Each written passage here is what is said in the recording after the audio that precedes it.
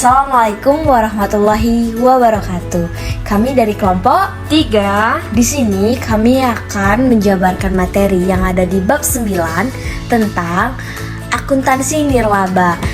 Langsung saja, perkenalkan, aku Rizka Yuwarni dengan NPM 0621 451 0392 dan aku Tiara Karunia dengan NPM 0621 451 0394. dan yang terhormat Ibu Depi Febrianti SEMSI selaku dosen pengampu mata kuliah akuntansi Badan Layanan Umum dan Nirlaba. Langsung saja masuk ke materi. Oke, di sini kami akan membahas materi yang ada di bab 9, yaitu akuntansi nirlaba.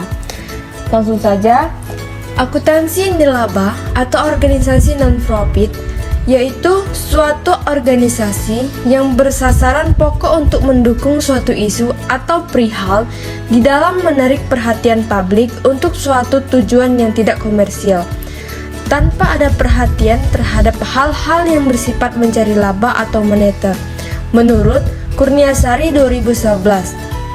Contoh dari organisasi nirlaba dapat dibagi menjadi 3 jenis organisasi, yaitu yang pertama, yayasan, yang kedua perkumpulan, dan yang terakhir organisasi kemasyarakatan.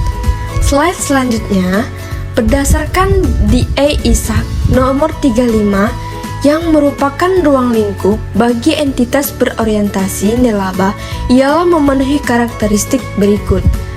Yang pertama, yaitu sumber daya entitas berasal dari pemberi sumber daya yang tidak mengharapkan pembayaran kembali atau manfaat ekonomi yang sebanding dengan jumlah sumber daya yang diberikan.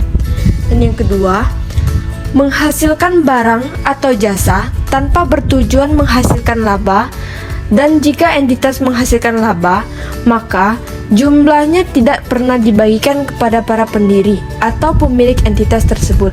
Dan yang terakhir, tidak ada kepemilikan seperti umumnya pada entitas bisnis, dengan arti bahwa kepemilikan dalam entitas berorientasi nirlaba tidak dapat dijual, dialihkan, atau ditebus kembali.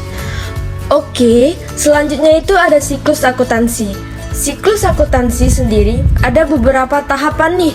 Sebelumnya ada yang tahu nggak? Apa ya? Kasih tahu dong. Langsung saja aku kasih tahu ya. Yang pertama itu ada tahap pencatatan.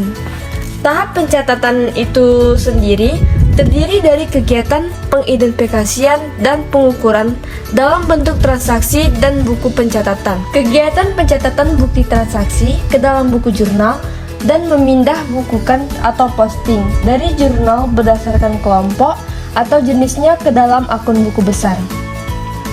Dan yang kedua, tahap pengikhtisaran, yaitu terdiri dari penyusunan neraca saldo berdasarkan akun-akun buku besar, pembuatan ayat jurnal penyesuaian, penyusunan kertas kerja, pembuatan ayat jurnal penutup, membuat neraca saldo setelah penutupan, dan membuat ayat jurnal pembalik. Dan yang terakhir, tahap pelaporan yang terdiri dari laporan posisi keuangan, laporan penghasilan komprehensif, laporan arus kas, dan catatan atas laporan keuangan. Materi selanjutnya yang akan disampaikan oleh teman saya.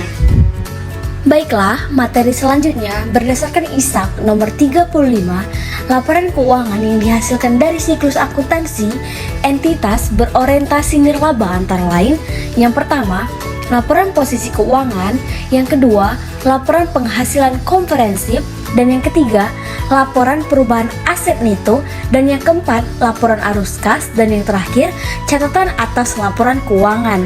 Langsung saja, laporan posisi keuangan. Laporan posisi keuangan bertujuan untuk memberikan informasi tentang aset liabilities dan aset neto dalam periode tertentu.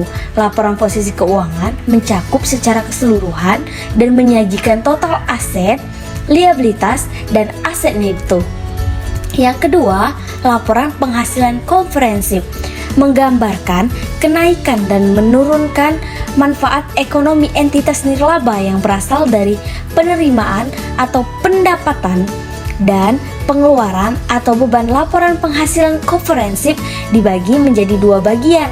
Yang pertama, tanpa pembatasan dari pemberi daya, dan yang kedua, dengan pembatasan dari pemberi sumber daya. Dan yang ketiga, laporan perubahan aset neto. Bentuk penyesuaian dari istilah laporan perubahan ekuitas pada laporan keuangan entitas bisnis aset neto dalam entitas nirlaba diklasifikasikan menjadi dua, yaitu yang pertama, aset neto tanpa pembatasan dari pemberi sumber daya, dan yang kedua, aset neto dengan pembatas dari pemberi sumber daya. Dan yang keempat, laporan arus kas. Sama dengan laporan arus kas untuk entitas bisnis, di mana arus kas dibagi ke dalam 3 aktivitas, yaitu aktivitas operasi, aktivitas investasi, dan aktivitas pendanaan. Metode penyusunan laporan arus kas dapat menggunakan 2 metode, yaitu metode langsung dan metode tidak langsung. Dan yang terakhir, catatan atas laporan keuangan. Catatan atas laporan keuangan menjabarkan laporan keuangan yang secara terperinci. Selanjutnya yaitu contoh kasus akuntansi nirlaba. Contoh kasusnya, pada tanggal 10 Desember tahun 2021, yayasan mencatat adanya sisa lebih dana yang semula memang direncanakan untuk membangun gedung kelas sekolah. Dana tersebut berasal dari donasi tunai masyarakat yang sifatnya tidak rutin. Total sisa lebih dana adalah senilai 400 juta rupiah. Yayasan kemudian mengalihkan sisa lebih dana tersebut untuk persiapan kegiatan membangun gedung kelas yang nantinya akan dimulai pada tanggal 15 Desember tahun 2021. Ayat jurnalnya, dana pembangunan gedung pada aset bersih terikat atau rencana gedung yaitu senilai 400 juta pada debit dan 400 juta pada kredit. Ketika kemudian dana tersebut digunakan untuk mulai membangun secara bertahap, maka dicatat menjadi aset bersih terikat atau rencana gedung pada dana perimbangan gedung senilai 100 juta pada debit, 100 juta pada kredit. Selanjutnya, konstruksi dalam pengerjaan pada kas 100 juta pada debit dan 100 juta pada kredit. Selanjutnya, konstruksi dalam pengerjaan pada kas senilai 100 juta pada debit dan 100 juta pada kredit. Slide selanjutnya itu membahas mengenai contoh kasus laporan BLU, yaitu contoh laporan penghasilan komprehensif akuntansi nirlaba. Bisa dilihat di tabel yang sudah kami tampilkan. Oke, pemaparan dari kelompok kami cukup sampai di sini. Besar harapan kami semoga bermanfaat dan mudah dipahami. Saya Rizka Yuwarni dan Saya Tiara Karunia. pamit undur diri. Wassalamualaikum warahmatullahi wabarakatuh. Bye-bye.